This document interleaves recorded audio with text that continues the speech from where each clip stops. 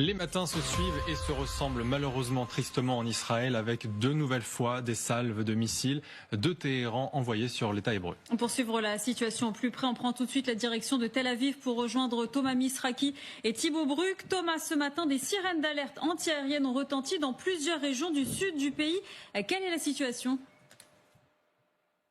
Et cette attaque, elle rappelle évidemment celle d'hier. Elle a eu lieu au petit matin dans la même région du sud du pays. Le missile a endommagé une façade d'immeuble et un parking. La gare de la localité a été provisoirement fermée. Il n'y a aucune victime à déplorer, fort heureusement. Juste avant cette attaque, 2 autres régions ont été visées par des drones, cette fois au nord, celle de Haïfa, mais aussi celle de la mer Morte. Quant aux Israéliens, ils affirment cette nuit avoir frappé une quarantaine de cibles militaires en Iran, parmi lesquelles un site de production de missiles.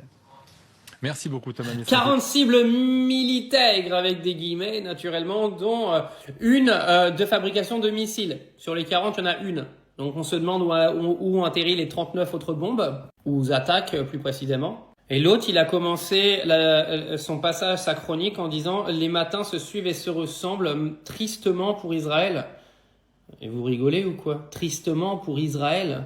Non mais on parle pas de tristesse pour Israël aujourd'hui, d'accord? La tristesse, elle est pour la Palestine, elle est même limite pour les Iraniens, parce qu'il y en a quasiment 20 fois plus qui ont été tués par l'armée israélienne que ce que l'Iran a fait sur Israël, parce que l'Iran, jusqu'à l'heure d'aujourd'hui, ils ont détruit des édifices ou quoi que ce soit, mais il y a quasiment pas de morts, donc arrêtez de nous faire passer là Israël pour un grand pays qui est en train de se faire complètement assommer par l'Iran. Arrêtez votre victimisation à la con, pendant que c'est eux qui ont encore tiré sur des humains à Gaza qui se dirigeaient vers des zones humanitaires, parce que oui, pour ceux qui n'ont toujours pas compris, Israël attire les Gazaouis sur des sites humanitaires et leur tire dessus, donc ça s'appelle clairement des crimes de guerre. Donc venez pas inverser les rôles, il se passe absolument rien en Israël aujourd'hui pour les civils.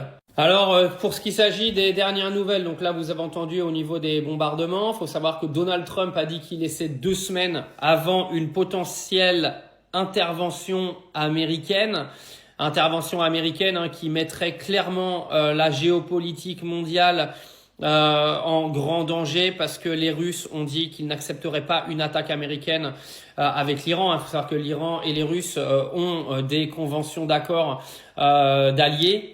Il n'y a pas d'obligation pour un pays d'intervenir avec l'autre s'il est attaqué, etc. Mais ils sont quand même alliés.